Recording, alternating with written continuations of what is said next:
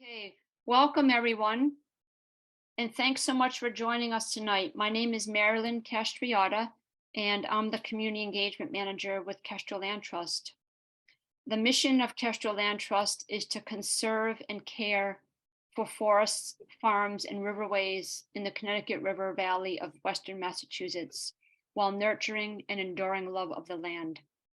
Tonight's program is the third in our 2023 Wildlife and Wild Plants in a Changing Climate speaker series. As we all know, our rapidly warming planet is the biggest challenge humanity has ever faced, and we need to make use of all the solutions and tools we can to address it. Of course, the impact of climate change on wildlife species, including insects, and what's being done to protect their habitats is of great interest and importance. Okay, and now it's my great pleasure to introduce our speaker, Nick Dorian, an ecologist, an educator, and a naturalist. Nick is a PhD student at Tufts University, where he studies the population ecology of solitary bees in natural and urban landscapes. He also runs the Tufts Pollinator Initiative, an urban pollinator conservation and community outreach group. Welcome, Nick. And I'll now turn it over to you. I hear it, but thanks so much, Marilyn. Hi, everyone. It's nice to be here today. As Marilyn mentioned, I'm a PhD student at Tufts. I'm in the final year of my PhD, and I've spent the better part of the last 6 years, a little bit more than that, not only like overcoming my fear of bees. I definitely was not a bug kid growing up, but I'm a full convert. I am completely enchanted by these pollinators, and I'm really excited to introduce you to their habits and their lifestyles and their secrets and their ways of interacting with flowers, and their need for our attention now more than ever. Just before I begin, I want to make a plug for the group that I run. It's called the Tufts Pollinator Initiative. We've been working to raise awareness for insect pollinators like bees and butterflies and hoverflies in the greater Boston area, but recently throughout New England, through native gardening, community outreach, and doing research by training undergraduates to be the next generation of environmental scientists. So we've learned a lot about pollinators. We've learned a lot about people and how to engage people in pollinator conservation. And so if you're interested in how to make your garden better for pollinators, or interested in learning about the pollinators themselves, please connect with us on our website. Pollination is important because about 90% of wild plants and 75% of top global crops require pollination to produce fruit. Not just pollination, but they actually require an animal. So a bee, a butterfly, a hoverfly, some agent to transfer pollen from flower to flower. So a lot of the flowering plants that link together human food systems as well as natural ecosystems depend on animal pollination. Animal pollination, just so we're all on the same page, is needed by plants because of this one thorny problem that they have, and that is plants can't move. So how does a plant find a mate if it can't move? Well, it produces petals, it produces a fragrance, it produces nectar, all which is designed to attract an animal to visit one flower, pick up some pollen on its body by accident, and then move that pollen to another flower as the bee searches for a hungry meal. The anthers are the pollen factory on the flowers, and the stigmas are the ultimate the site where that pollen needs to be deposited. And bees are excellent pollinators in the sense that they move from flower to flower pretty consistently and move pollen in the process. When we think about bees, I think many of us think about these lovely ladies. These are European honeybees. They live in big hives with a single queen and tens of thousands of all-female workers. The workers take on a variety of tasks in the nest. They guard, they nurse the developing brood, they forage for pollen and nectar, which is when we see them, and they make honey. And so these are the bees that make all of the honey that we consume. And recently, there have been concerns over the stocks of honeybees that are managed in the United States for agriculture.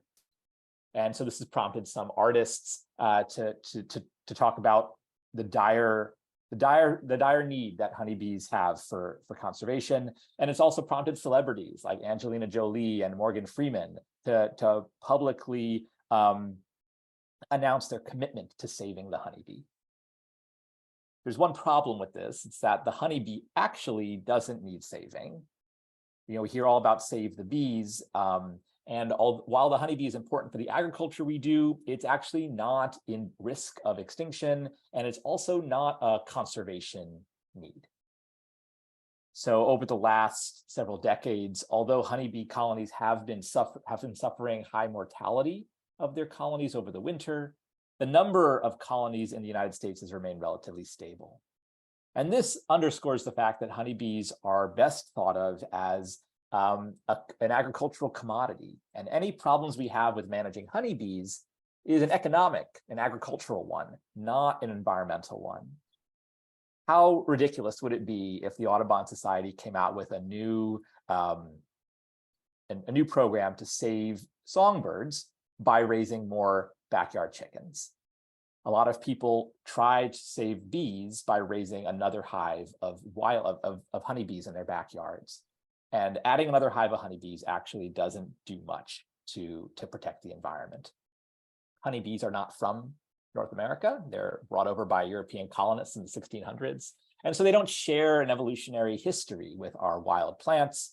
And their presence on the landscape may be more stressful than helpful for our ecosystems. There are other bees that we can pay attention to. These are the native bees, the more than 4,000 species of bees that live in our forests and our dunes and our wetlands and our cities and our backyards. They come in every size, shape, and color you can imagine. There are bees that are green and red and blue. There are bees with antennae longer than their bodies. There are bees that are fuzzy, like bumblebees, and bees that aren't bumblebees, but do a pretty good job looking like one. There are bees that live in nests that they've constructed out of flower petals, and there are bees that dig nests that are 50 times the length of their body. There are bees that visit many different kinds of flowers, and bees that visit only one species of flower. The diversity is endless when it comes to native bees, and this is the diversity that I'm hoping to expose you to today. When we think about the bees that do need our help, it's actually the native bees. 30 years ago, if you had and enjoyed cranberries produced in Massachusetts during the 1990s, chances are the rusty-patched bumblebee helped produce that cranberry sauce for you. This was one of the most common bee species on cranberry farms in the 20th century. In my lifetime, over the last 30 years, the bee has become completely extirpated from New England. It is not, the last time it was seen in New England was on Cape Cod in 2009. Currently, it can't be found much east of Chicago, and except for one small population restricted to mountaintops in West Virginia. So this bee has undergone a 90% range reduction fairly rapidly, and unfortunately, the causes of its decline are not clear. Other bees, ones that are closely related to the species, also have declined and now can only be found sort of on higher elevation areas in New England. On the left is a graph. The species denote each of these pairs of bars. And the species with red dots are the ones that are declining. So Bombus affinis is our rusty patch bumblebee. The Bombus terricola is the sister species that's also declining. But I also want you to note there's several species that have blue dots. These blue dots offer a beacon of hope. These are the species that are actually increasing in response to land use change and environmental change. over the past 100 years. And so it's not all bad news when it comes to bee declines. Yes, there are some examples, such as the rusty patch bumblebee, that are startling and concerning. But I also don't want you to come away thinking that all bees are dying at an alarming rate and bees will be extinct in a matter of years. That's certainly not the case. What is the case, though, is that there are fewer bees now than there used to be, and that it's likely a function of how we're managing our lands and the things that we've done to our climate that are causing those declines. In particular, scientists have isolated pollution, climate change, monocultures in agriculture and monocultures of turf grass and lawns, toxic pesticides that can linger in the soil for decades, a loss of habitat, just fewer places for bees to build homes and fewer flowers for bees, and also invasive species that can outcompete bees for flowers, as well as spread pathogens and disease. And importantly, it's not any one of these threats that's bad for our bees. It's actually the synergy, the interaction between all these threats that spells disaster. One thing that I think contributes to our difficulty isolating a single threat or knowing exactly how best to address bee declines is actually that we don't know our native bees as well as we know some other taxa like birds or butterflies. And over the last 6 years as a PhD student, I've dug into, quite literally, I dig holes for part of my research, I dig up bee nests, dig into the lives of these bees to understand more about what they need throughout their life cycles. And if we know what they need throughout their life cycles, it becomes easier to prescribe conservation measures or design effective restoration in order to boost our populations. And so in order to save our native bees, we need to know our native bees. Zoom presentation. But I think the best place to start with knowing our native bees is actually asking this question, which is, what is a bee? When you think of a bee, maybe you think of an insect that likes flowers, but this is not a bee. This is a fly. It has 2 wings that are held out in a triangle, big eyes and stubby antennae. Bees have 4 wings and long antennae and eyes that don't run into each other. Maybe when you think about bees, you think about insects that land on your picnic at the 4th of July. But these aren't bees either, even though we might be tempted to say so. These are yellow-jacket wasps. Bees are vegans. Their diet comes from flowers, pollen, and nectar. Wasps, on the other hand, are carnivores, and they consume insects, and sometimes the social wasps consume human food. So bees always have 4 wings. Bees always have long antennae. And bees are often quite fuzzy because they have to carry tiny grains of pollen. So I want to give you a little quiz. I want to see how you guys do. I've got 6 images here. Take a minute and think about which are bees and which aren't bees.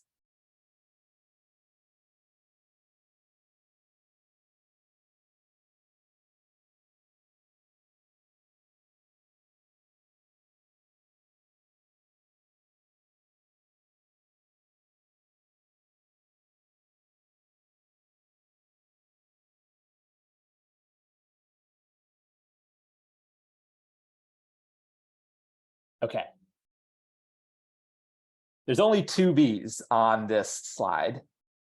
It's C and F. A is a hoverfly, those big eyes and those stubby antennae. B is a wasp. These wasps hunt spiders and they build their nests out of mud. And look at that tiny, skinny wasp waist and not very hairy. This is one of our charismatic bees of the city, the bicolored striped sweat bee. Look at its race car green body and the pollen on her legs.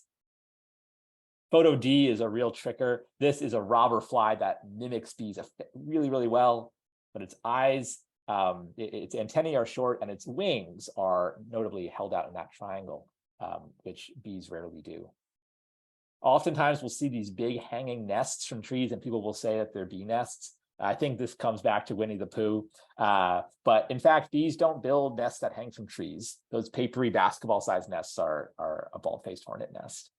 And then the last one, F, is one of my favorite bees, the sunflower longhorn bee. The females cannot resist the temptation of a sunflower in summer, and the males spend their evenings sleeping where the ray petals meet the disc petals. I alluded to this before, that a bee is a vegan, but a bee actually evolved from wasps. And so to understand like how bees, became bees, we have to go back to a time right when flowering plants were brand new on planet Earth. That was about 130 million years ago. So the earliest flowering plants we think of, you can think of as magnolias. Magnolias have very thick petals. They have very thick reproductive flower parts. And a type of insect called a thrips was associated with these early flowering plants. Now, there were wasps, which are carnivores that eat insects for protein. And these thrips hunting wasps would visit these early protoflowers to collect their prey. Now, these protoflowers also contained pollen, or at least, a form of pollen. And pollen is protein rich. And so what scientists think happened is that there was a switch of food source, that these wasps, which formerly hunted prey that could move, switched to prey that couldn't move, pollen, which is protein rich and very reliable on flowers. And so from 20 species of thrip hunting wasps, over the last 130 million years, 20,000 species of bees have radiated from that small clade of wasps. So it's not that bees are kind of like wasps. Bees actually are descendants of wasps. And the main difference is their diet. Bees consume protein, pollen for protein, and wasps consume insects. This relationship between bees and flowers that has been going on for millions of years can be seen on the bees today. At least one hair somewhere on a bee's body is branched. And what does a branched hair do that would be better than a hair that has no branches, just sort of a single thread? Well, branching increases the surface area of a hair. And the more branches you have, the better able that hair is going to be at carrying pollen. And so these branched hairs on a bee's body actually indicate that bees have literally evolved to be good transporters of pollen grains. Oftentimes, the hairs on a bee's body can be very, very branched. The branches can have branches. These are called plumose hairs. And these thick, heavily branched hairs are exceptionally good at transporting pollen long distances as the bee zips through the air many miles an hour. So to know our native bees, I think it's also instructive to sort of go through three big components of their life cycle. So in order to help our native bees, we need to make sure we know where and when they build nests, which is where all their babies are stored. We need to know where and when and what kinds of flowers they visit to provision those nests with food. And then when the adults are not on flower, the babies are developing in the nest, and we need to know what they need in order to survive hibernation to make it to the next year over the winter. Perhaps our best known native bee are the bumblebees. I would be surprised if you've never seen a bumblebee on a flower before. They're super charismatic and very common. They have big, often long yellow hairs and black hairs, and can be seen throughout the year in Massachusetts from about late April through frost. Bumblebees are a social bee, just like honeybees, but they don't make honey. The bumblebees hibernate over the winter. In fact, the queen bumblebee emerges from hibernation in spring, having already mated in the fall. She finds flowers to refuel after her 6 months underground, and then she goes about the business of finding a spot to build her nest. This could be an old rodent's burrow, or a spot beneath a shed, or in a rock wall, or beneath a tussock of grass. Importantly, she doesn't dig her own cavity. She finds a pre-existing one. Inside of that cavity, she gathers pollen from flowers like maple trees or redbud trees, and she drinks nectar. And she mixes that pollen and nectar back in the nest to form a little Play-Doh-like substance known as bee bread. And she lays eggs in the ball of bee bread. She incubates that ball of food and the eggs inside for several weeks, until at one point those eggs have developed into smaller, all-female worker bees. The queen now remains back in the nest to continue laying eggs, and her small group of workers begins the activity, takes over the activity of gathering food on flowers. So right now we're seeing sort of the earliest stages of those bumblebee colonies. The workers are out and about gathering pollen, at this time of year. Over the next several weeks, those colonies are going to continue to grow. More and more workers are going to be produced, and the colony will reach a maximum size, 8 to 12 weeks after being initiated. This takes them some time to mid to late summer, and at which point the colony switches from producing workers to producing new queens and males. The queens and males, which are capable of reproducing, mate.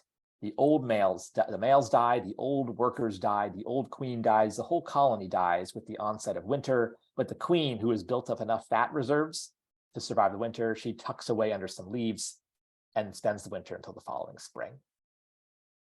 So if we dissect this life cycle, what do we need to give bumblebees in order for them to survive from one year to the next? Well, in spring, our bumblebee queens, which are big and they sound like a flying mouse, like they're giant. These queens depend on shrubs and trees. They need spring blooming flowers in order to provision their nest sites. They also need a suitable place to build a nest, such as undisturbed grass tussocks or something like that. In the summer, our bumblebees need a variety of flowers. Different species have different preferences. Some like short flowers like roses and spireas. Others like long, deep flowers like bee balm and mountain mint. Others have preferences for particular plants. There are bees that love red clover, and there are bumblebees that absolutely love bee balm. And so understanding the preferences of our bumblebees is key to understanding how we can design landscapes to best support species that are at risk. One thing our bumblebees do, which only about half of our native bees do, is they do this thing called buzz pollination. You can actually hear this. The bumblebee grabs the flower and vibrates her flight muscles really, really fast. And this releases pollen from the anthers. In particular, some plants like blueberries and cranberries, tomatoes, eggplants, chili peppers in your garden, they all require this sonication in order to be pollinated successfully. And our bumblebees are some of our best buzz pollinators. So this is something you can hear in action if you have a vegetable garden. Go out and listen to a bumblebee visiting a tomato flower early in the morning.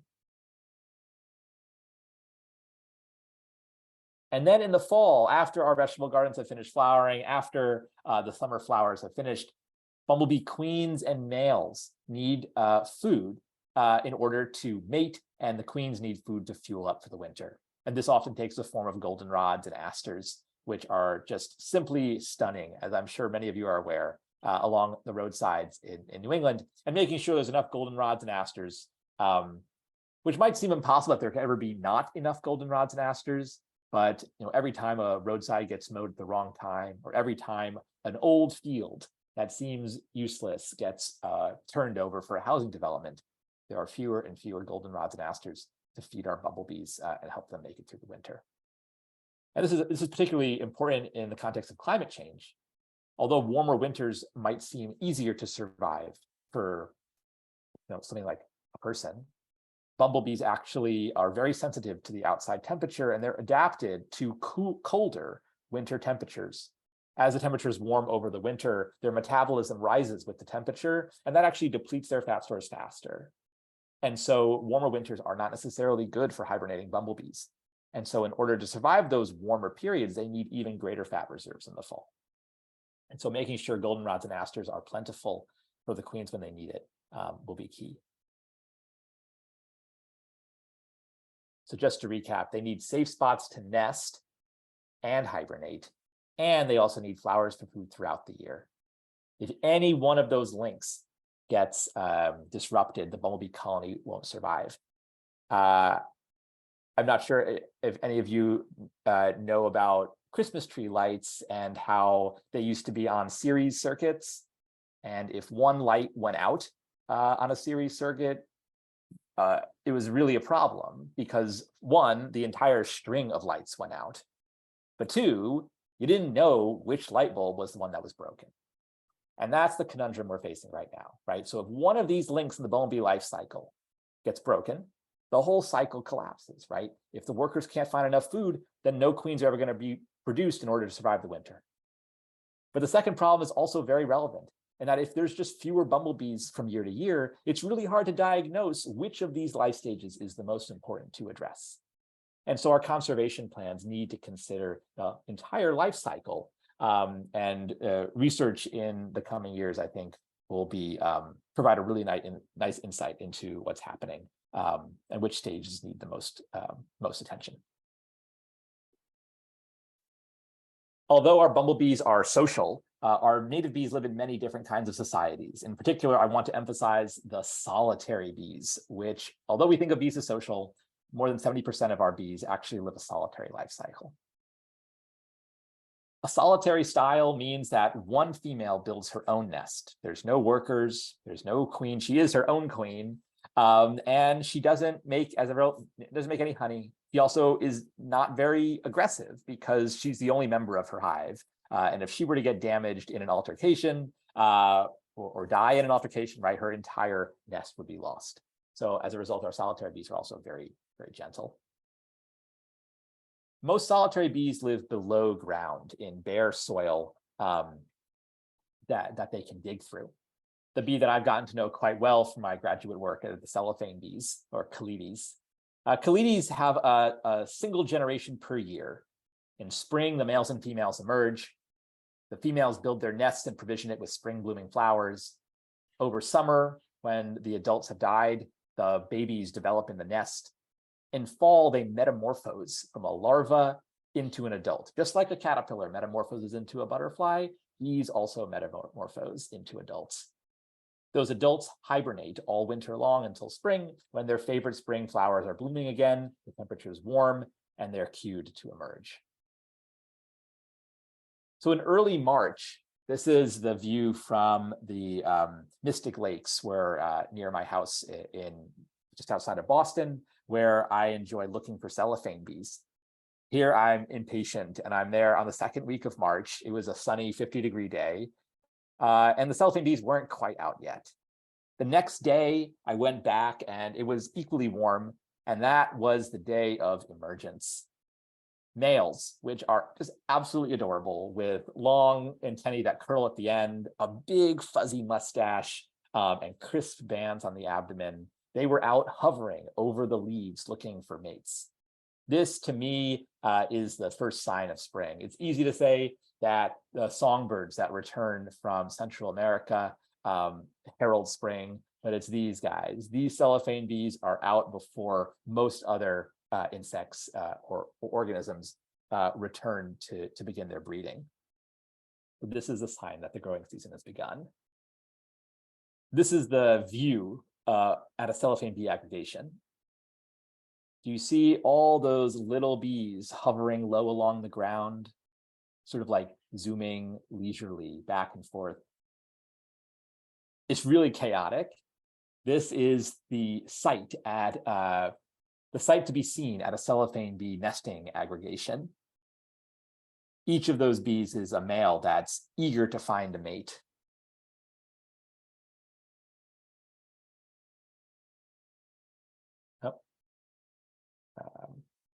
If he's successful, they'll mate just once. The males will vie with each other for the chance to mate with a female. They undergo these dramatic mating balls where they tussle and toil across the ground until just one male is selected to mate with the female. The female mates, and then she kicks all the other males away. She has no time for any males in her life during nest building. In the bee world, the males don't help around the house, and it's all the female's job. So the female gets to work building a nest underground in that well-draining soil that she's fond of. She digs her nest deep into the sand. She excavates it in this big pile that sort of looks like an anthill. You can tell the difference between a bee's nest and an anthill. For one, oftentimes the bee is sitting in the entrance, sort of like this, sunning herself, if it's early in the morning. But also the entrance is about the width of a pencil, whereas an ant's nest is going to be about the width of a piece of spaghetti or even smaller, like a pin. So that's one way to tell whether you have an ant nest or a bee nest in front of you. They build their nests in aggregations, neighborhoods, consisting of many individually nesting bees. So although they're solitary, they're sort of like social butterflies, and they love nesting near each other. Each of these patches of sand is one of those nests that I was mentioning. And you can see that the entrance is quite a bit bigger than you might expect for an ant nest. Amidst this, this neighborhood, how is a bee supposed to find her way back home when she goes to find flowers? Each nest is actually marked with her unique scent. So in addition to memorizing landmarks, such as the angle of a root or a bottle or a can that's on the ground, she also remembers her nests by smelling. And this underscores that bees perceive the world very differently than us. Although they can see colors, such as blues and yellows and whites, bees have a much more sensitive sense of smell. And a lot of their navigation and ability to find flowers and ability to find their way home is a combination of sight and smell.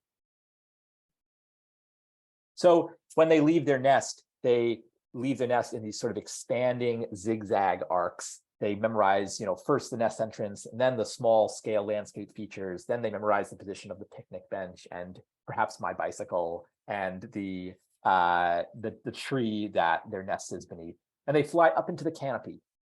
The red maples are some of their favorite food. And you can see the anthers on this red maple are covered in this sort of dusty yellow pollen. And that dusty yellow pollen has now made its way onto this bee's body.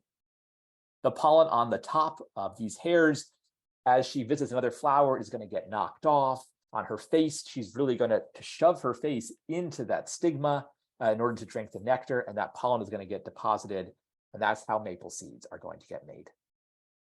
But pollen is also in another place on her body. It's in these long hairs on her leg.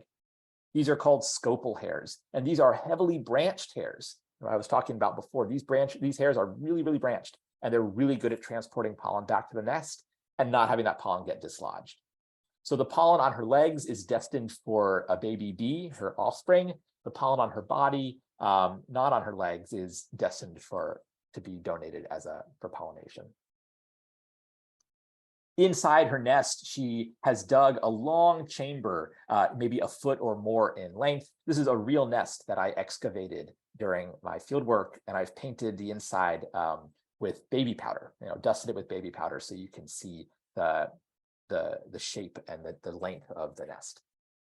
Inside the nest, she creates a series of chambers known as brood cells. Each brood cell is about the size of a jelly bean, and it's made out of a natural waterproof lining that she creates with her saliva and a secretion from her abdomen. So she creates this thin lining by painting it with her tongue on the inside of the wall. And this creates a little nursery for her baby. Inside, she deposits the pollen and the nectar. And the pollen and nectar doesn't seep into the soil because remember, her lining that she made is waterproof. After a series of 4 or 5 trips to flowers, she lays an egg inside that nest. And that brood cell, and then she seals it off. And that's all in a day's work.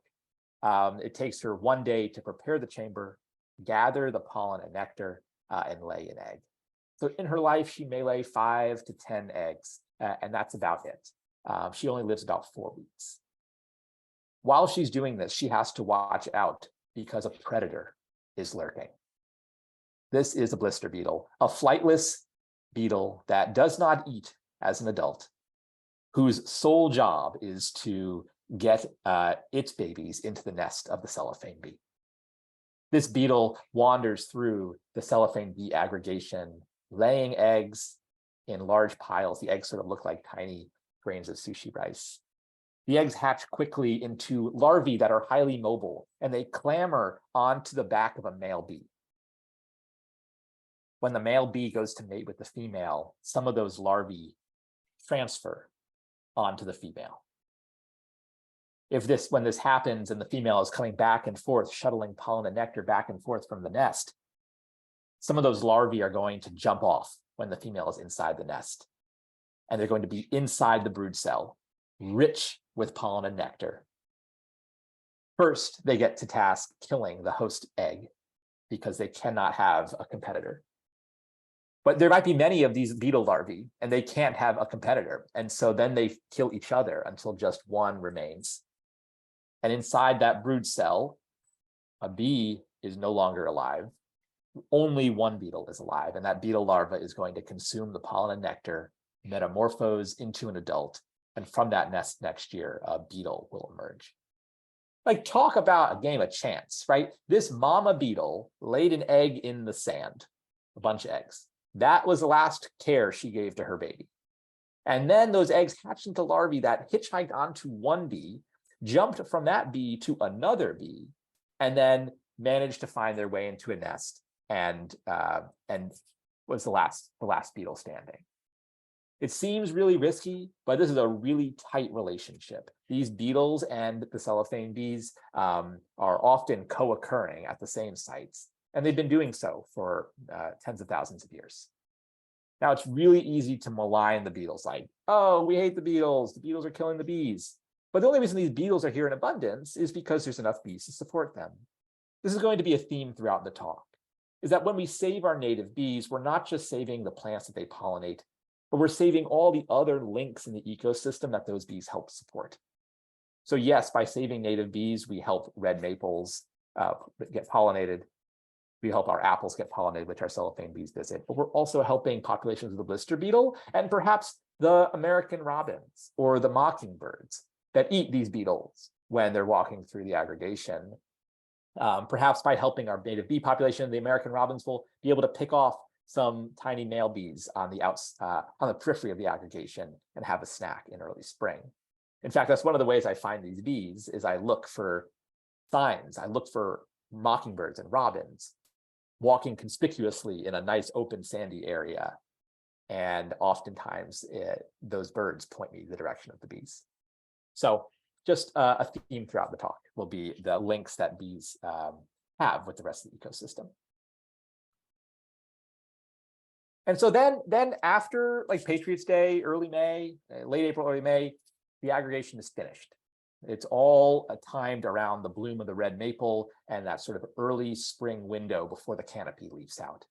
The next 11 months, the bees are underground beneath this picnic table, beneath the feet of all these beachgoers. And no one has any idea that there's thousands of cellophane bees munching on pollen until the next year, which is all great until this place gets bulldozed or developed. And then that link in the life cycle is lost. So bees will nest in that place, and that nest does not move for the next 11 months.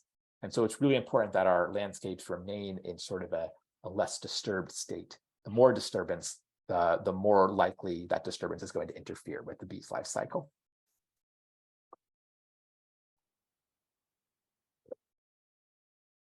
Other bees live above ground. So I talked about the bee that lives below ground, the cellophane bees, and there's about 70% of our native bees in New England, several hundred species also live below ground. But a smaller fraction live above ground. These come in three flavors. There are bees that rent existing cavities. There are bees that excavate pithy stems like raspberry canes to make their own cavities. And there are bees that build their own cavities by gluing together pebbles with resin.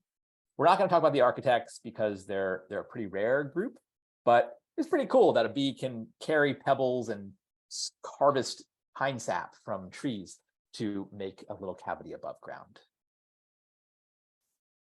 Two of our most common cavity nesting bees are the mason bees, Osmia, and the leafcutter bees, Megachile. This group of bees actually doesn't carry pollen on their legs. They have this thick brush of hair on their abdomen for carrying pollen back to the nest.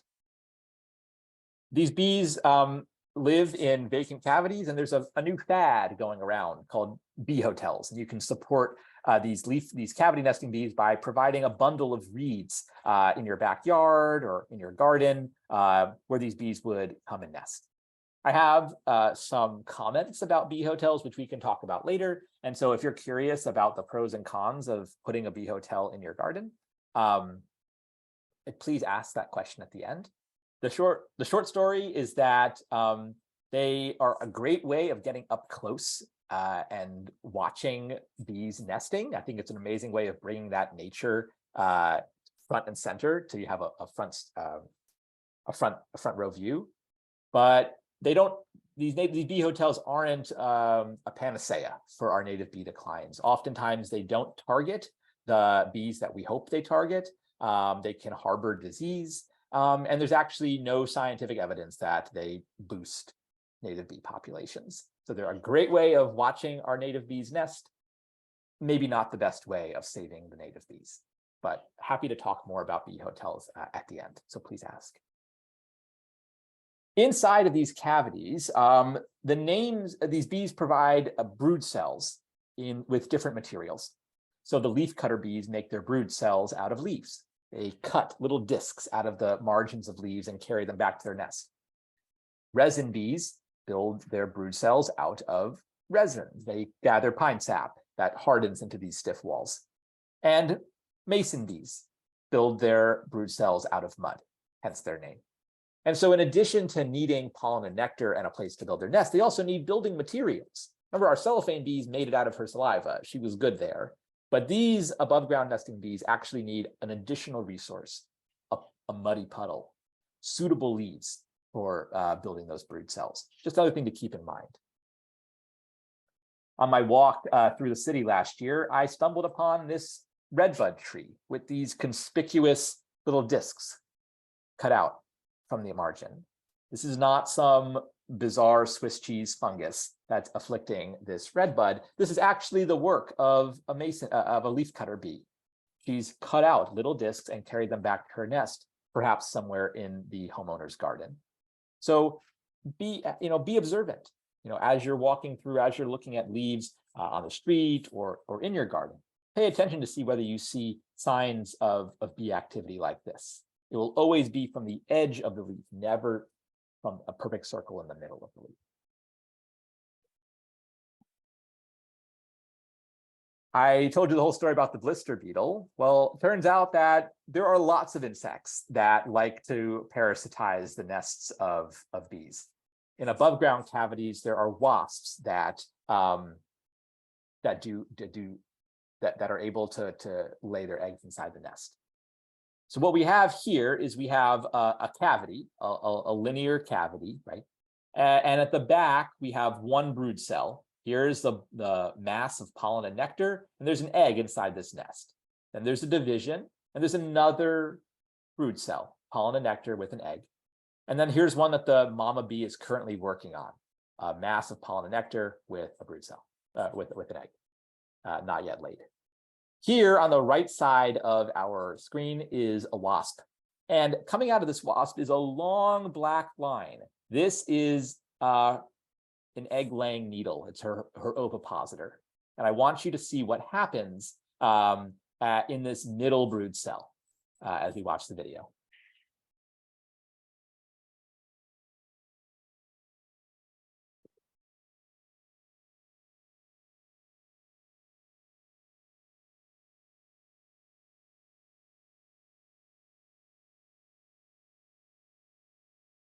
Oh my God, isn't that so cool?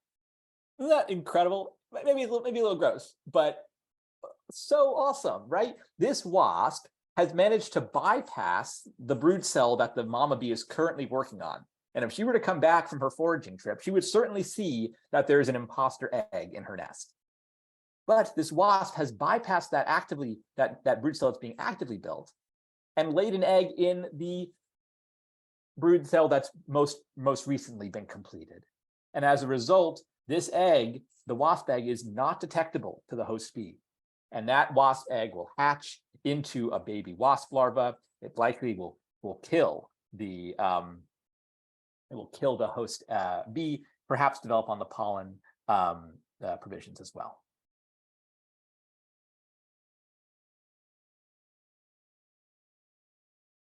The last type of above ground nesting bee are our carpenter bees, the excavators. These bees build their nests by carving out soft wood that's either from dead standing trees or the pith of elderberry or raspberry stems.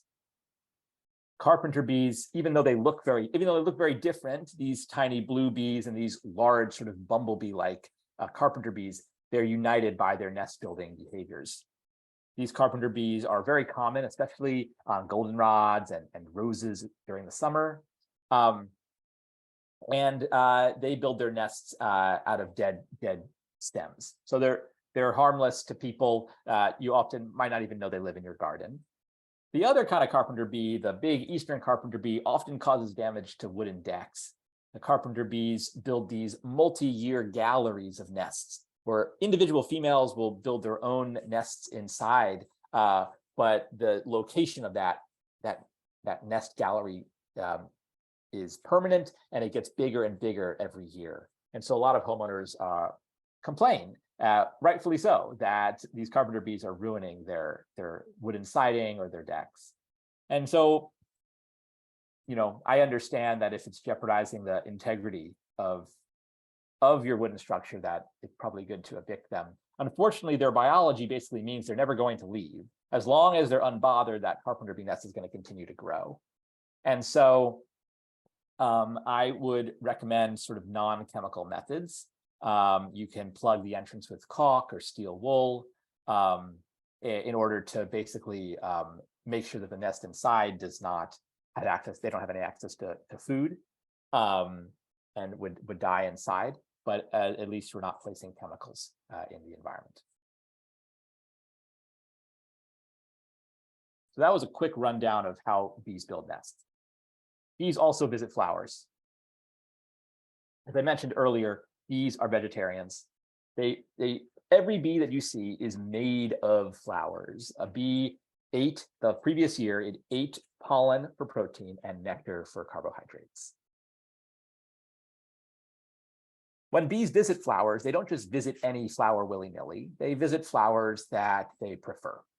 And sometimes this preference is shaped by the flowers they're able to drink nectar from. So long-tongued bees, like bumblebees, will often visit flowers with long distances between the entrance and the pool of nectar. This is called the corolla on the flower, and it's how long that tube is. So on this bee balm here, the entrance of the flower is here by the mouth of this bumblebee, and the nectar is all the way back down here at the base of the flower. So only an insect with a long tongue would be able to drink that nectar, and as a result, bumblebees are often seen on bee balm. Take this masked bee, for example, in contrast, which have a much shorter tongue, would never be able to drink the nectar from a bee balm. And so it visits shorter flowers. You find them often on Queen Anne's lace. Some bees don't care what the flower shape looks like, and these bees, like carpenter bees, actually bypass the long corolla and they slit a hole in the base of the flower. It's called nectar robbing. And once that hole has been created, it actually creates a little fountain of nectar for other bees, like a little water fountain for other bees to come and steal the nectar too.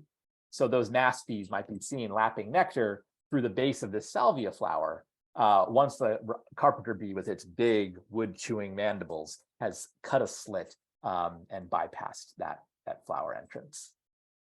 So in your garden, pay attention. Look at the base of tubular flowers. You might just see the nectar robbing wound made by a larger bee.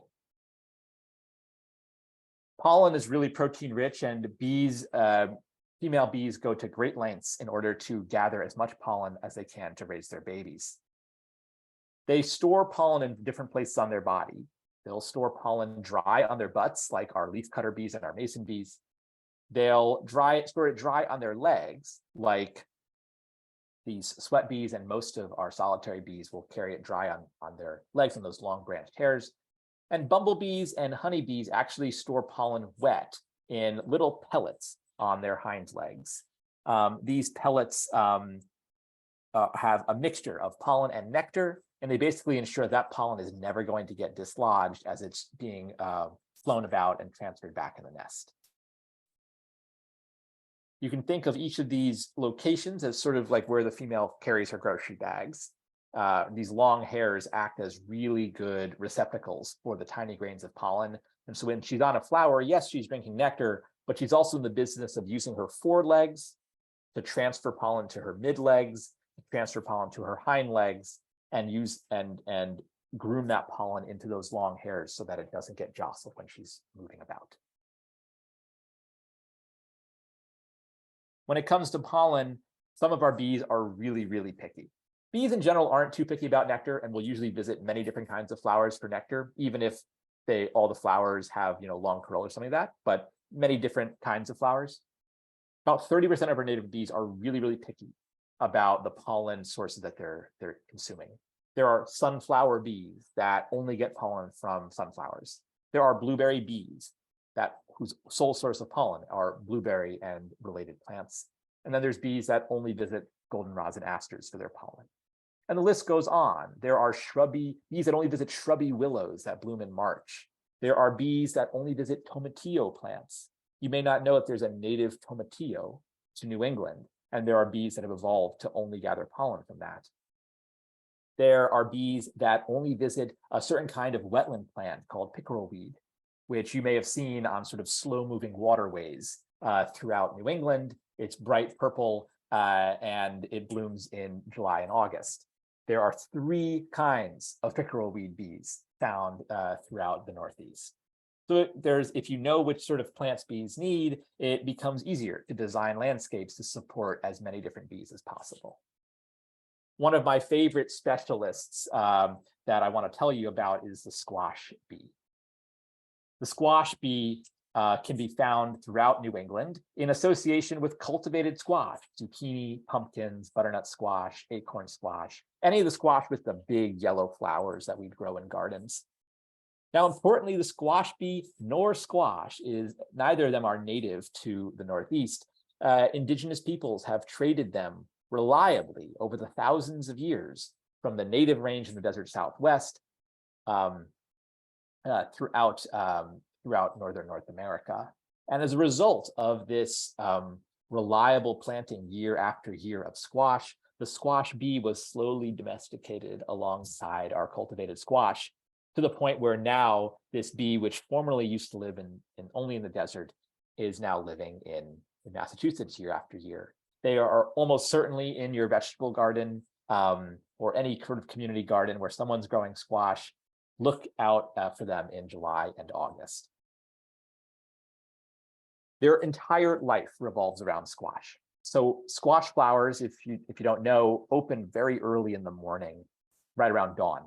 And these squash bees, which have evolved with the squash, are active. They come out at dawn, and the males and the females are jostling from flower to flower. The males are trying to bother the females to mate with them. The females don't want anything to do with them. The females kick the males away, gather their pollen, and return to their large nests, often near the host plant underground. The female bees gather pollen throughout the morning until the squash flowers close around noon in the heat of the day. The females retire to their nests, and the males, which are not welcome to the nests, take a siesta inside the flowers. So I really encourage you to go out to your garden this summer and peel open those closed squash flowers in the heat of the afternoon. And inside, you'll find yourself face to face with a little gang of male squash bees. Now, don't worry, it's a completely safe venture. No male bees can sting.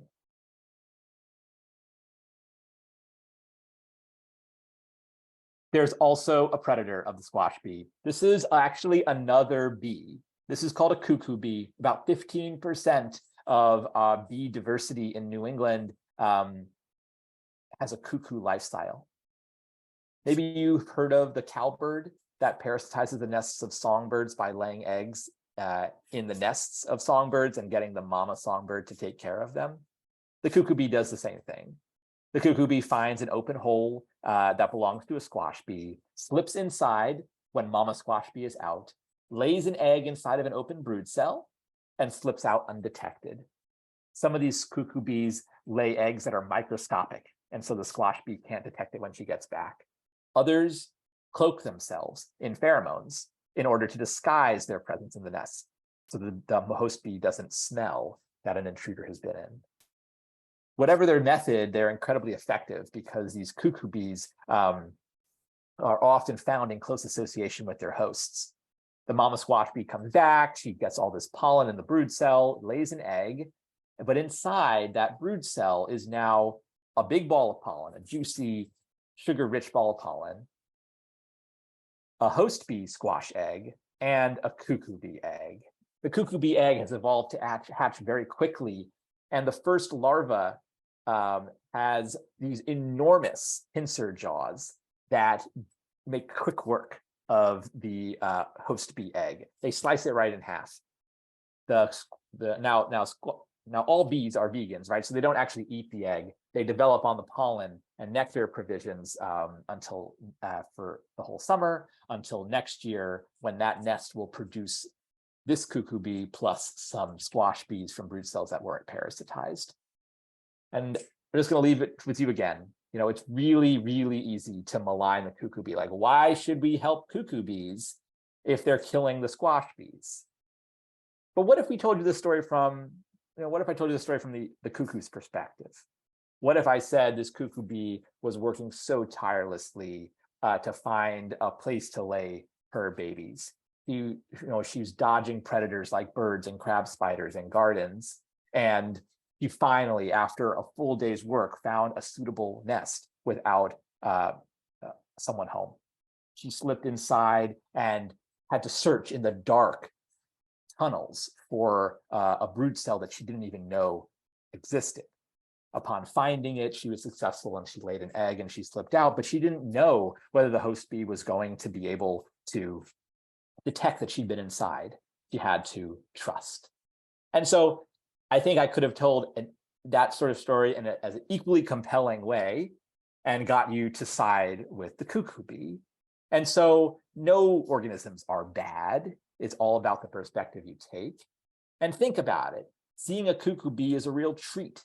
Not only is your garden supporting one link from flower to bee, but a second link from bee to bee. And it's a sign that your host bee population is large and healthy enough to do that. Of course, cuckoo bees are also supporting additional links. Here is a cuckoo bee that got nabbed by a camouflaged crab spider. Do you see it? Here's the abdomen, here are the legs, and this cuckoo bee buzzed its last buzz.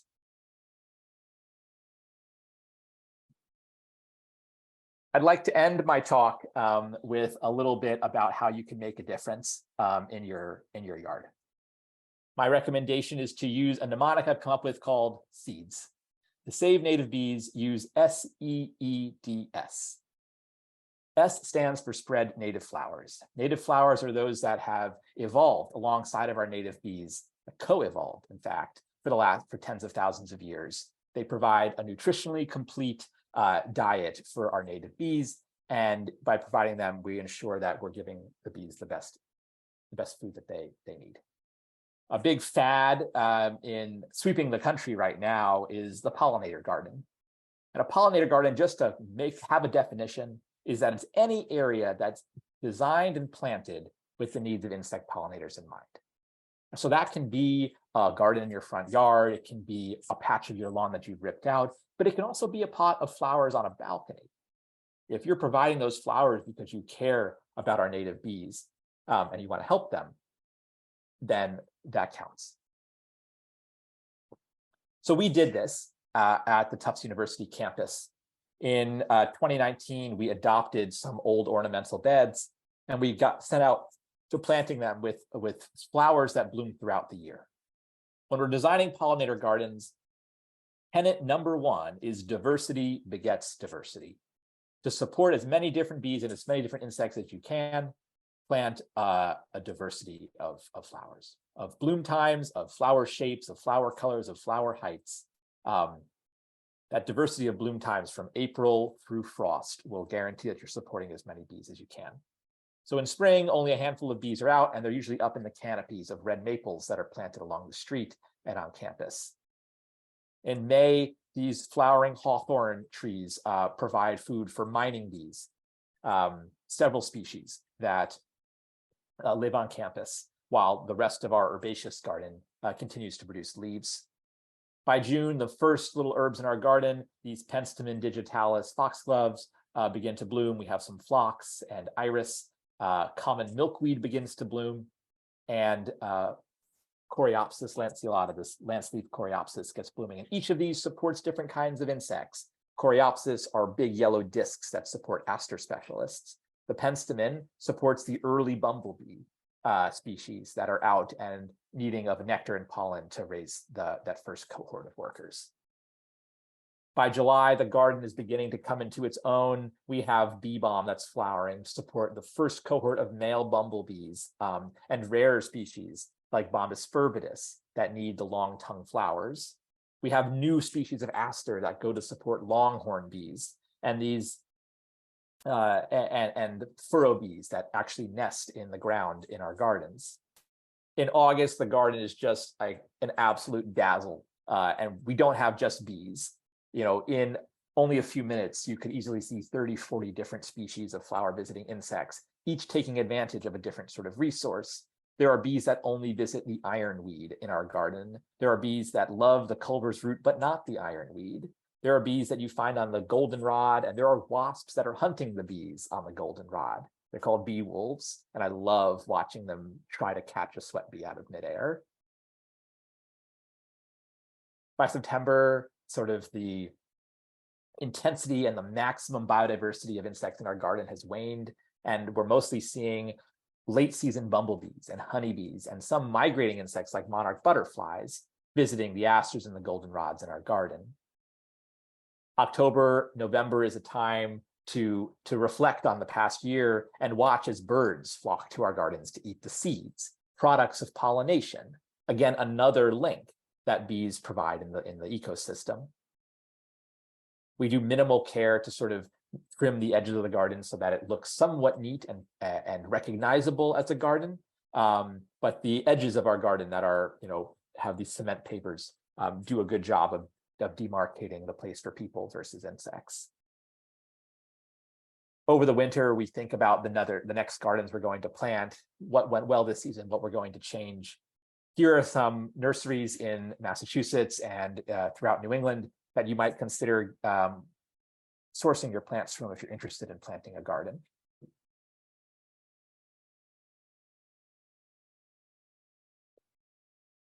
It wouldn't be a talk without some pics of flowers. I've mentioned many of these today. You're welcome. I mean, this talk has been recorded, so you'll be able to access this list after the fact. But basically, I've picked flowers that vary in bloom times. We go from spring to fall, vary in flower shape. The deep bell-shaped flowers of the beard tongues or the tubular flowers of the bergamot support different bees than do the open discs of Coreopsis or ironweed. It's not just wildflowers, though. We can think about wildflowers that grow in sun, but also shade. If you have a shade garden, consider these alternatives that also support specialist bees. There are wild geranium bees. There are golden Alexander bees that visit no other flowers than these plants. We have several species of shrubby dogwood bees. And then our cutleaf coneflower bees, calico aster, and goldenrod bees are part of a group of bees that visit asters for their pollen and nectar. It keeps going because I love plants as much as I love bees. And trees and shrubs are really important resources too. So don't count out the need to plant trees to support bees, especially in spring when bumblebees and cellophane bees are active. Things like red maple, shrubby willows, eastern redwood, tulip trees. Tulip trees are just amazing bee trees. And I also want to make a plug for oaks. Oaks not only support a lot of caterpillar larvae, but their pollen, even though there's no nectar on oak trees, their pollen is enjoyed by many kinds of bee species. And so just because it's pollinated by the wind doesn't mean it's not a valuable resource for our flower visiting insects. If you're picking plants at a nursery, I want to make a point for you to avoid doubled cultivars. A double cultivar is a cultivar that's been bred by people, not for bees. It's been a flower that's been bred by people for more petals. So here's an example of a sunflower that on the left, the wild type provides a lot of pollen and nectar, but the teddy bear variety, which has a lot of petals, actually has no nectar, no pollen for bees. And although it might be pretty in a cut flower arrangement, planting these cultivars actually doesn't help our bees very much. So when you're at the nursery, pay also attention to sort of the cultivar that you're purchasing and whether it's close enough and how close it is to the wild type. For example, there's purple cone flowers that are normally sort of magenta, but they also sell ones that are sort of salsa orange and white and bright yellow. And all those modifications that horticulturalists have made to during plant breeding, they also mess with the pollen and nectar levels. And so one of the best litmus tests that you can do is go to a nursery and see which flowers have bees on them, especially if you're comparing cultivars. The purple cone flowers that are magenta and pink are often quite attractive because that's close to the wild type. The ones that are different colors, they're not always as attractive to bees. So be astute when you're purchasing plants. The second part of seeds is to employ a life cycle approach. We've talked a lot about flowers, but what about the other parts of the bee's life cycle? What about the nesting sites and the overwintering sites? Bare soil patches, such as this bare soil patch on the campus in which I go to school, can serve as a nesting habitat. In this little sunny slope, the size of a Volkswagen Beetle, I found over 7 species of bees actively building their nests. They bothered nobody. In fact, most people walked right through without knowing what I was looking at. These bees were active for about 6 weeks, from the first week in April through the middle of May. And then right now they're underground, all developing. And if this bare patch of soil was then sodded over, I guarantee you that those bees would not return the next year. This is an example of the bee that lives in that grassy bare slope. You can see how it's living, among the turf, but there's also a lot of bare soil for it to build its nest. This is Andrena Dunning-eye, one of our common suburban bees. They love, love, love lazy gardeners for not, sodding over every single inch of the yard. Dead stems in your garden can also provide nesting habitat. So if you leave stems standing, such as those of goldenrods or those of monarda or those of Joe Pyeweed, you can actually provide cavities for those little serratinas, the little leafcutter bees or mason bees to build their nests inside. Importantly, the only way to do this is to leave your stem standing for at least 3 years. The first year the plant is growing and produces the stems. You'd cut those stems back to about 12 inches in winter or the following spring before the bees become active. That next growing season, the stems that are dead, you leave standing in your garden for the bees to build their nests in. Now, at the end of that growing season, there are bees that are living inside of that stem. You can't cut it at this point. After one more winter, those stems from year 1 that have bees in them will now release bees. Bees will emerge from those cut stems. So at the end of year 3, you can then cut down those stems from year 1. Now, it's sort of a nightmare to remember. Oh, how do I remember different generations of stems? But this is the only way for your stems to actually provide habitat for bees. If you cut them down at the end of the second year, well, you're cutting down bee nests. If you cut them down at the end of the first year, well, then there's no stems for them to build their nests in the first place. One thing that I think is often worrying for people is that these dead stems are going to look unattractive. But in a matter of fact, if you cut the stems to only about 12 inches, if you cut away some material from above it, it's a guarantee that the stems next year are going to grow taller than the current height of the dead stems that you cut. And so the new vegetation is going to cover the old dead stems. And at this point in the growing season in our gardens, we can't tell whether there's dead stems that we've left standing or not. That's how good that the vegetation conceals it, but the bees have no problem finding it. So no problem there. And one of the last things you can do is don't clean up your garden as much, right? So this sort of goes hand in hand with like not cleaning up the dead stems. There's a new movement, Leave the Leaves, that the Xerces Society is promoting, which basically just means leaving leaves on your garden beds is a great way of providing habitat for critters like butterflies and bumblebee queens that need safe spots to spend the winter. It doesn't mean leaving a mess, though. You can rake leaves off of lawns. You can spread those leaves into sort of like a 2-inch layer of your garden beds. You could place cut stems in a pile or stick them vertically in the ground. But it's best not to shred the leaves. Shredding the leaves, although it does create good mulch, it will shred any insects that are inside those leaves. So my recommendation would be to gently rake the leaves into sort of a 2-inch layer over your garden beds, and that will also mulch your plants quite nicely and help them should there be a frost the following spring. The second E in seeds is eliminating pesticides. This is the only slide I have for this because there's nothing to say other than pesticides are really bad for our bee populations. Often pesticides are marketed as sort of taking out our mosquitoes so you don't get, they don't transmit disease, but what kills a mosquito also likely kills a bee.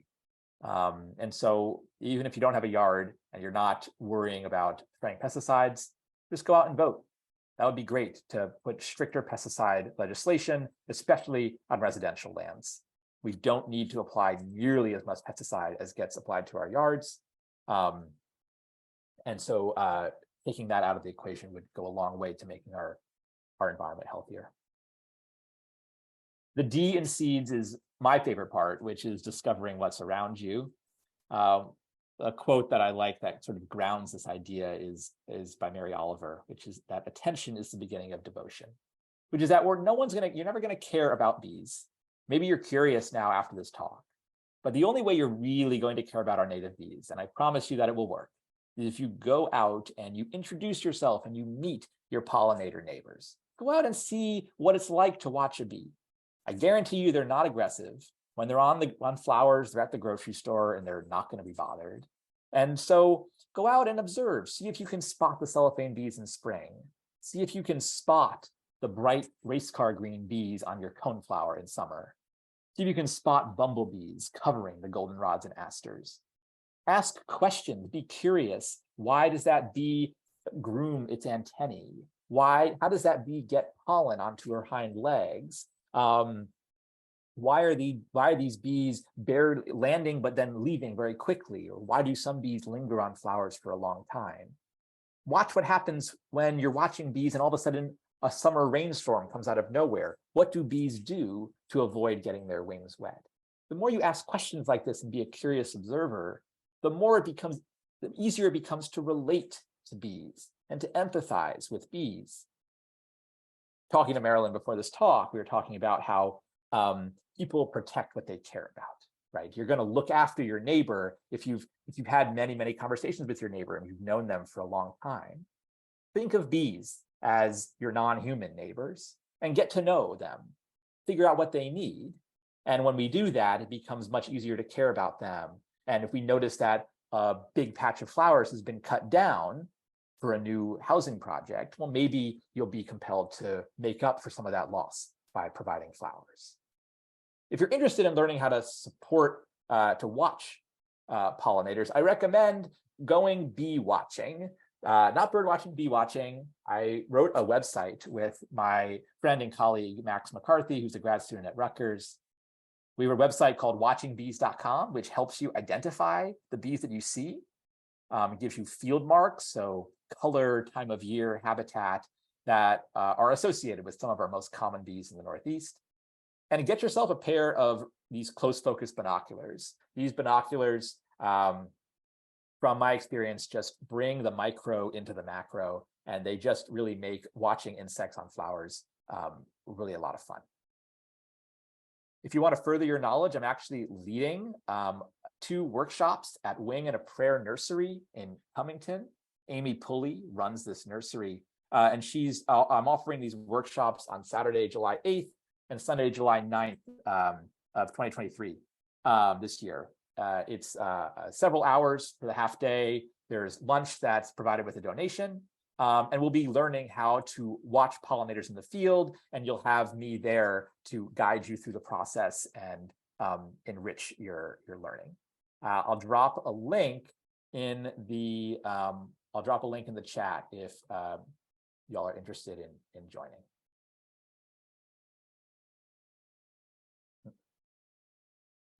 And then the last part of seeds is just sharing with others. Take what you've learned today, take what you observe and learn on your own, and share it with your friends and your neighbors. Be an advocate for our native bees, because together we can accomplish a lot more. A lot of this, this is a huge surging movement throughout the Northeast right now to support our pollinators, and providing sort of accurate scientific information about our pollinators and what they need is really critical to its success.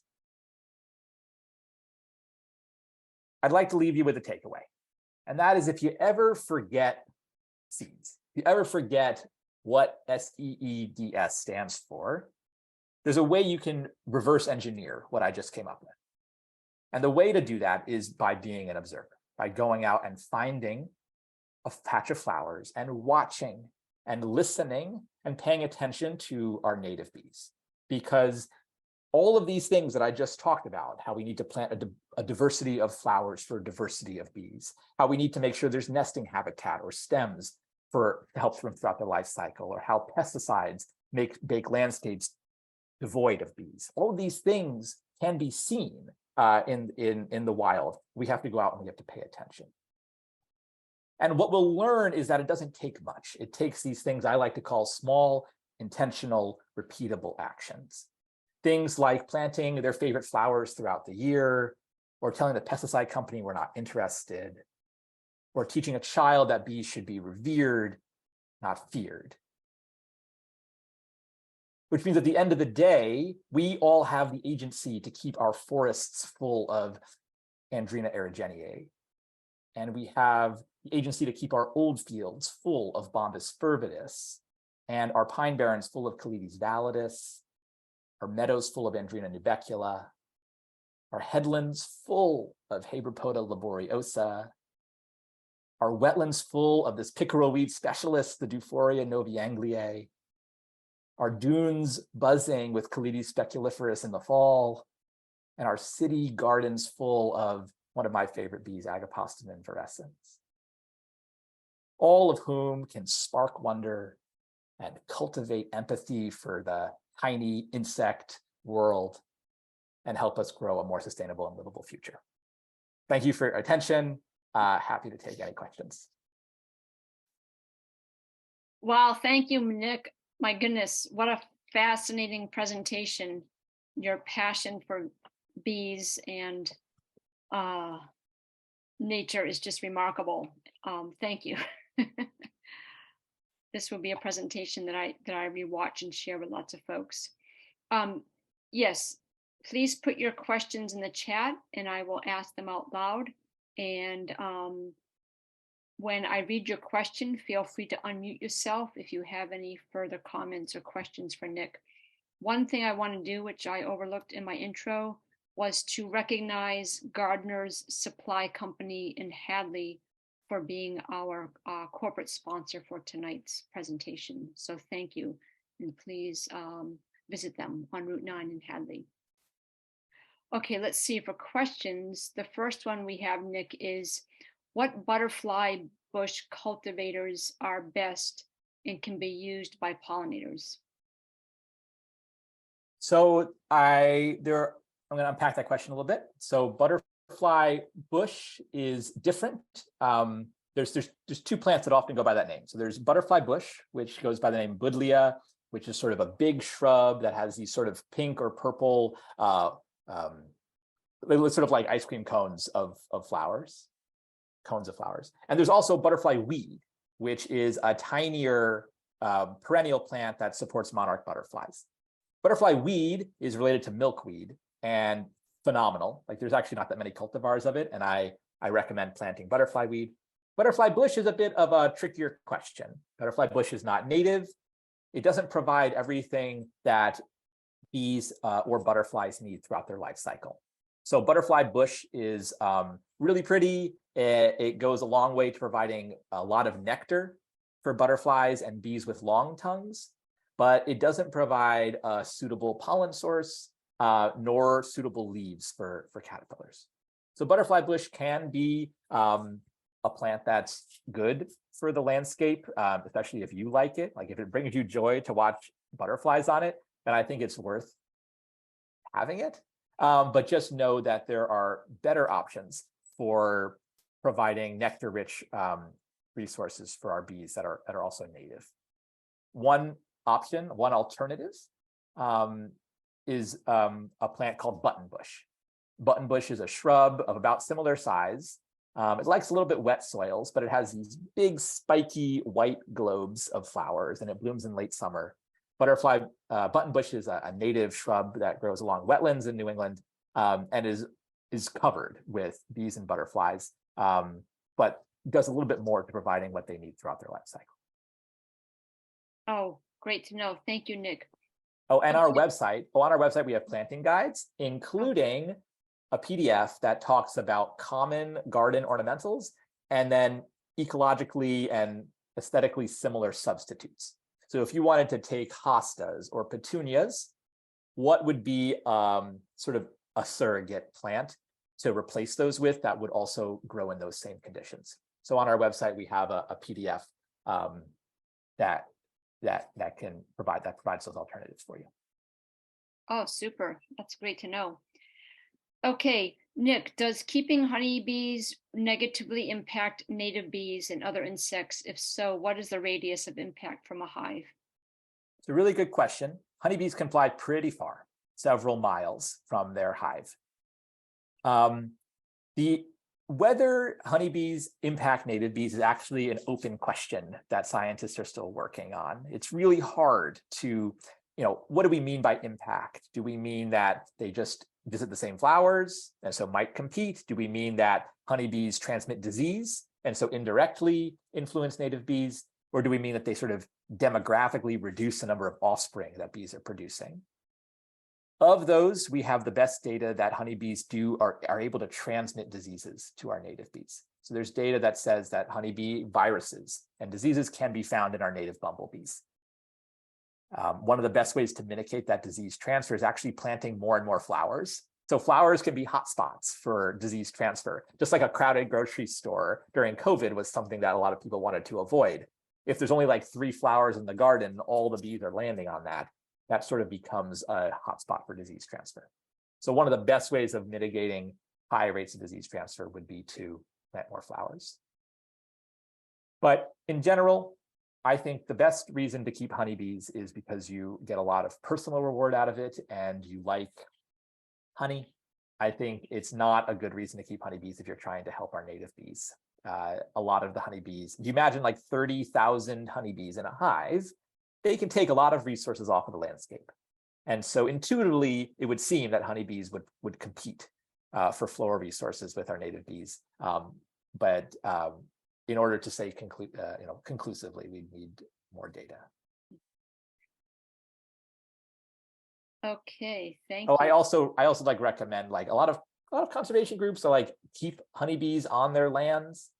Like again, if it's a conservation group, like honeybees don't need conserving in that way. They're not something that boosts the environment or helps our environment. So one of the best things you can do would be, working to remove honeybee hives from conservation lands. Leave that conservation lands for the insects, the native insects and biodiversity that are living on those lands, rather than having boxes of honeybees that somebody placed there. So like we don't have like livestock on conservation lands always. Sometimes we do, but not always. Think of the honeybees as livestock. And would you normally put livestock on that conservation land? Good point, Nick. Okay, are there any other questions? If so, now's your opportunity to ask Nick. Just put your question in the chat if you will.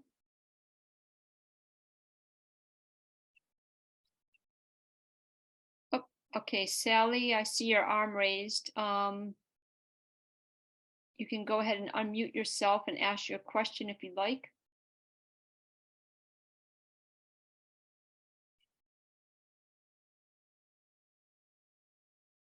Okay, go ahead. Yes, Sally. Yes, Sally.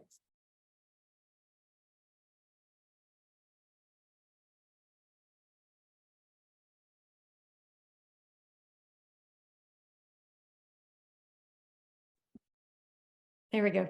Thank you.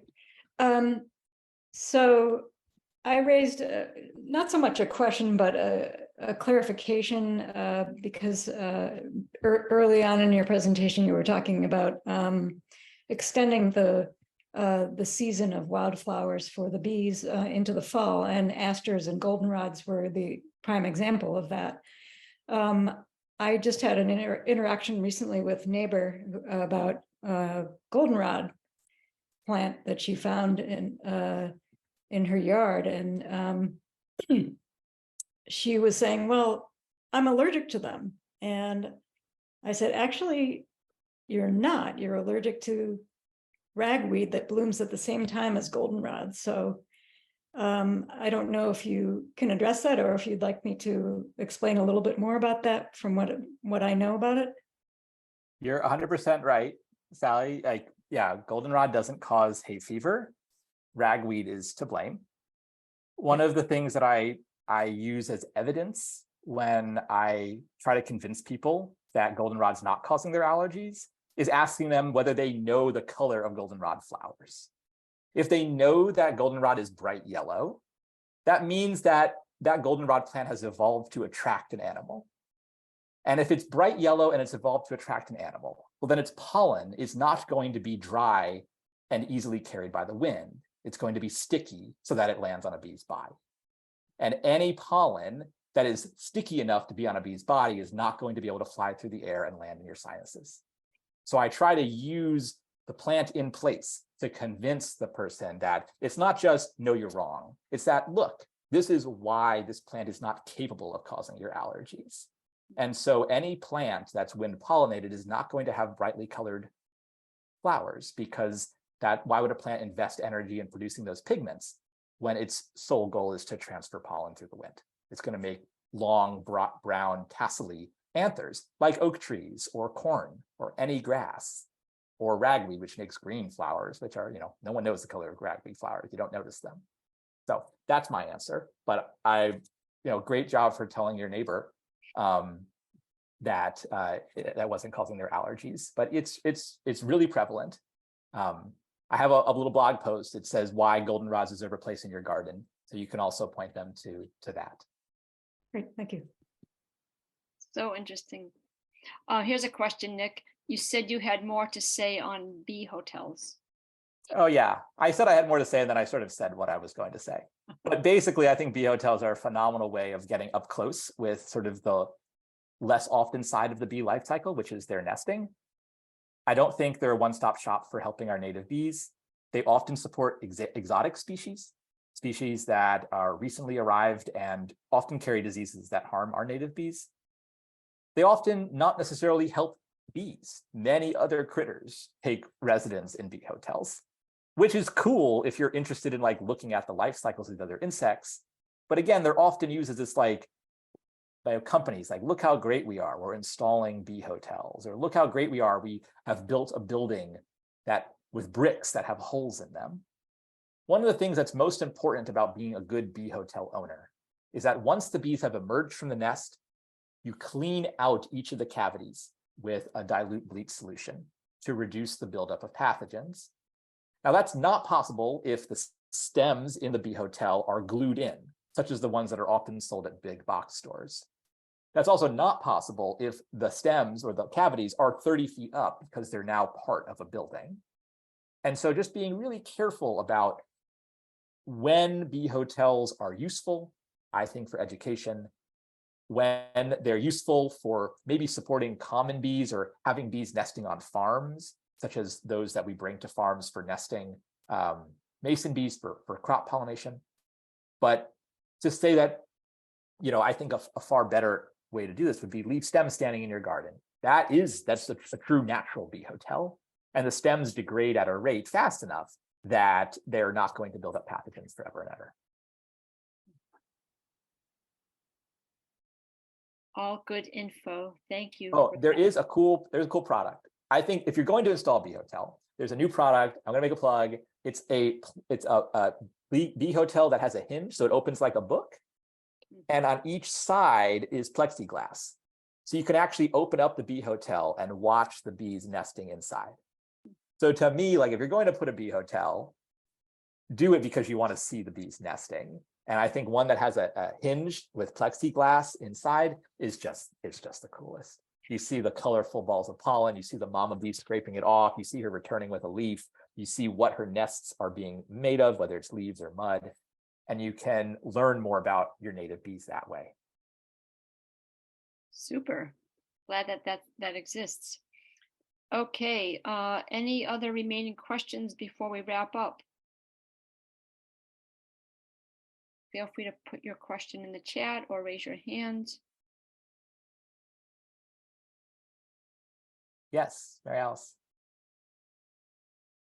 Oh, you're muted.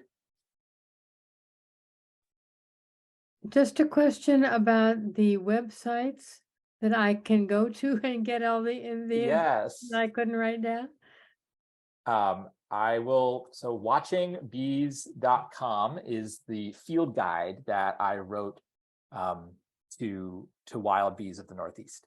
So all of your common bumblebees are covered. Perfect. And many of our solitary bees are covered as well. And we have images with arrows. So it's a lot of BID might have been introduced to you as microscopic veins or pitting. No. We're not. What color is the bee? You know, does it hold its wings out or folded?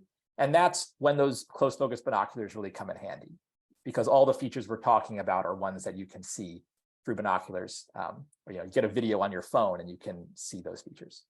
And then on our on the Tufts Pollinator Initiative website, the planting guides that I mentioned,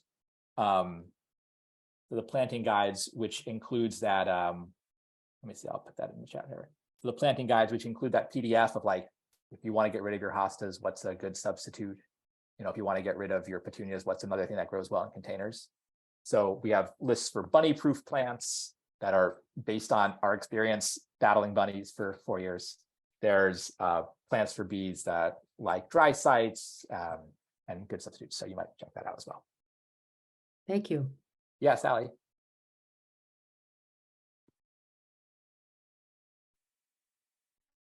Oh, Sally, you're muted. Yeah, I was waiting to be able to unmute. One other question. A friend of mine, I think, works at the Wing and a Prayer Nursery in Cummington that you're going to be presenting at. And she mentioned that pesticides on flowers can last for up to like if negatively impact insects for up to 3 years. What is your understanding of that? Yeah, so you raise a good point that unfortunately, in a lot of the horticulture industry, the plants that you see arriving at nurseries look particularly good because they've been pre-treated with chemicals at the greenhouse where they're being grown. And some of these pesticides can linger in the plant systemically for quite a while. Now, this is probably the biggest issue with things like trees and shrubs that have, you know, plant material that's above ground, that's treated with pesticides, that stays above ground. I have less of an issue with plants that are treated with pesticides that die back every winter, because at most the bees are going to be exposed to those chemicals for that 1 year.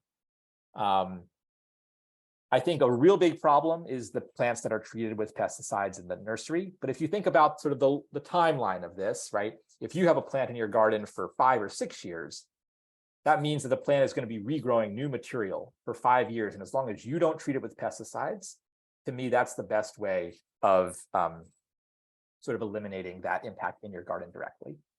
The other thing you can do is request that your nursery carries pesticide-free plants or guarantees pesticide-free plants.